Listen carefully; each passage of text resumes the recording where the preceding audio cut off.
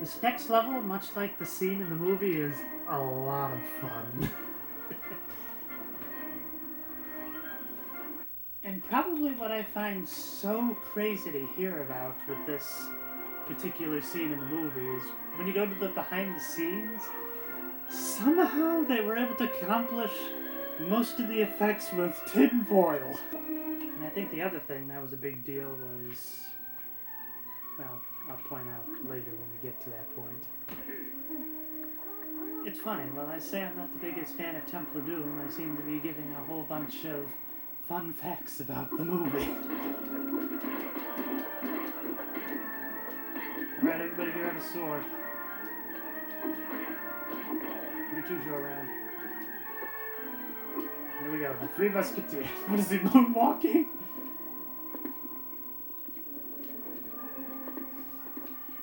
I do kind of like that little detail that the sword is so big that he has to kind of lean to one side to keep it off the ground. Once again, I just love those small attention to details, which I'm pretty sure I pointed out already. Okay. We're gonna need the dynamite to throw up this bucket. Throw up! To throw into this area. Wow.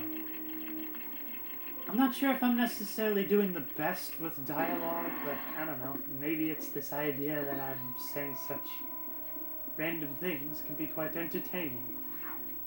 Alright, Willie, let's see if I can get up there.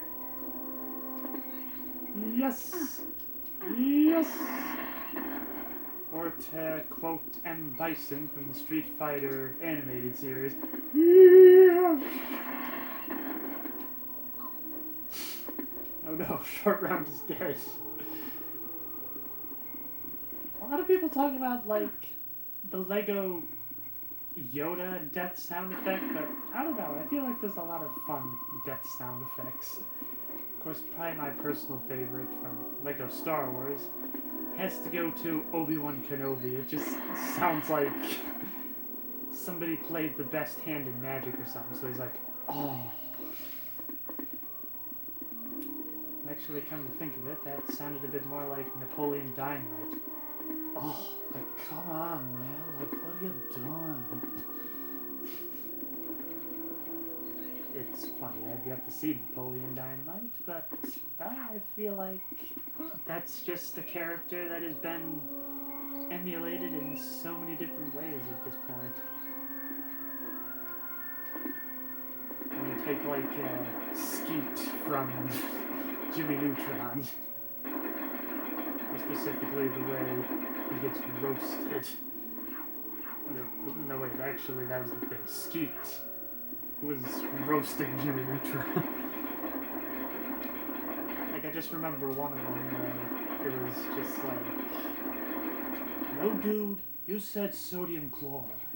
And in actuality... No, wait, let me see what it was. It was like,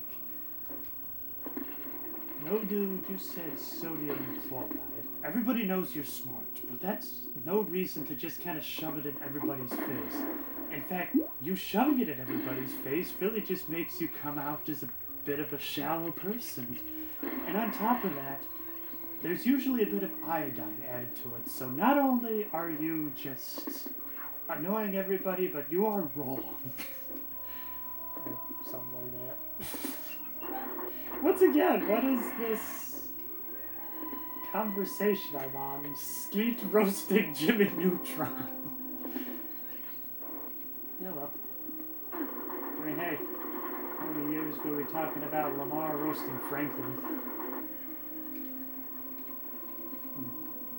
That's interesting. I thought with every one of those little barriers that got pushed, there were more thuggies that were going to come in, but I guess they just give you more studs. It was a lot harder to push you around this corner. I remember the first time I played this level as a kid, I was just kind of like, wait a second, so does that mean there's like Lego trains you can buy? And yeah, I subscribed to the Lego newsletter shortly afterwards, and what do you know? There are Lego trains. And, well, years later, I actually found a really old one garage sale. In fact, the person at the stand claimed it was shipped all the way in from Denmark, which may or may not be true, but it was definitely a more 60s rollerblade, a lot more simple. Maybe I'll put on a picture. Oh no, they didn't mean business, they got guns. Although it's a little confusing because in the movie there was more like a shotgun and there's a blue stud. Like I said, this section is fun.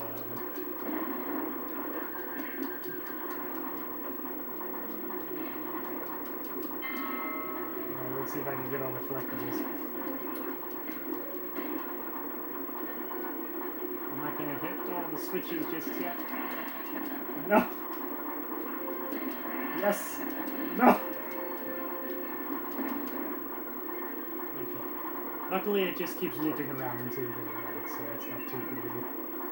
And once again, just listen to this awesome music by the great John Williams. Let's see, so there's a switch there. No! I didn't mean to do that! Okay. There's one. Okay. So there's another one on the way back, so I'm just gonna wait as Willie and Short Round. Dang it, so I was switched to India at that point, then I would have been able to get that purple stone. They really just wanted this to be a fun level, much like the very first level of Episode 3 of later Star Wars, the complete saga. Well, in not just later Star Wars in general. So I gotta hit all 3 signals before I can get through, so that's it. There's one over there. No, I keep hitting Billy's Short Round.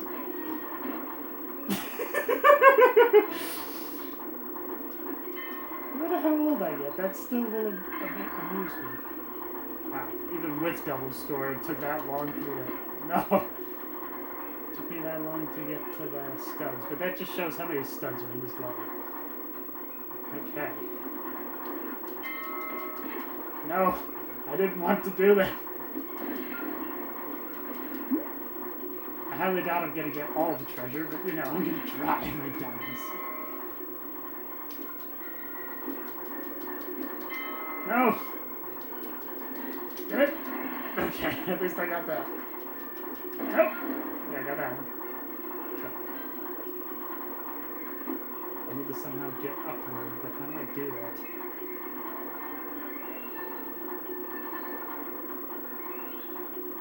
So I probably have to switch. Oh, I'm on the other side. Nope!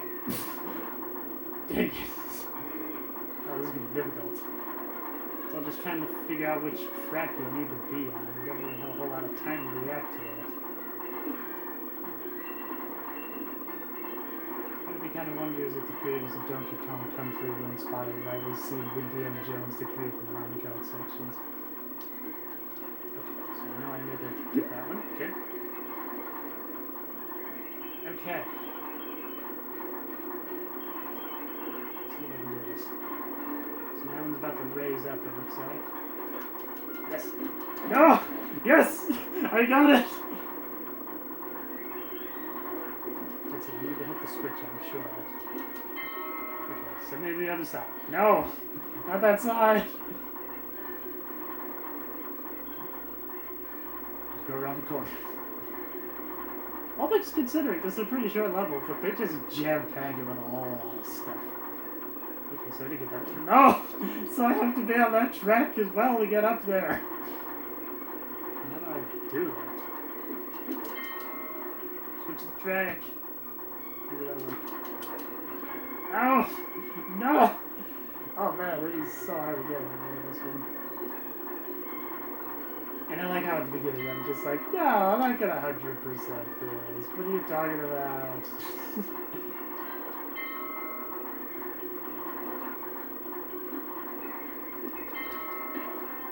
No, I need to get to the other side. Dang it.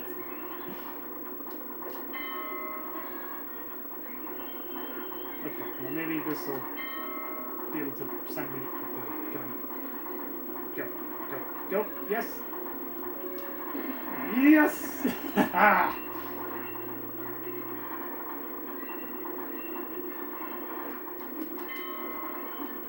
send me this way. Just gotta get these thuggies.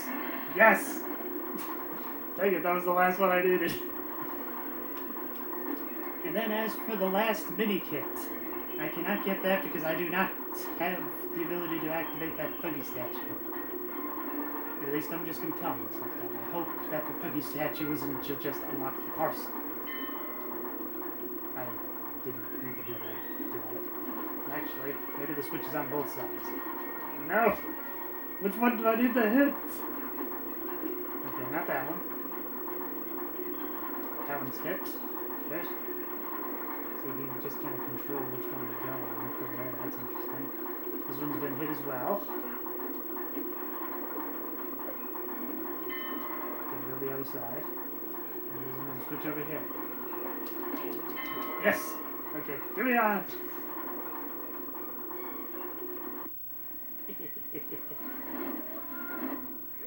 Now this scene right here actually took quite a fair bit of engineering because splashing water and making it look like it's moving in slow motion is a very difficult thing.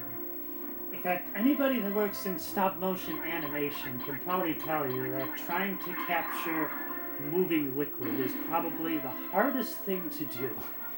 And even with practical effects, it's also a very difficult thing, so you have to create some sort of weird mad scientist experiment to weight down the water so it went more slowly.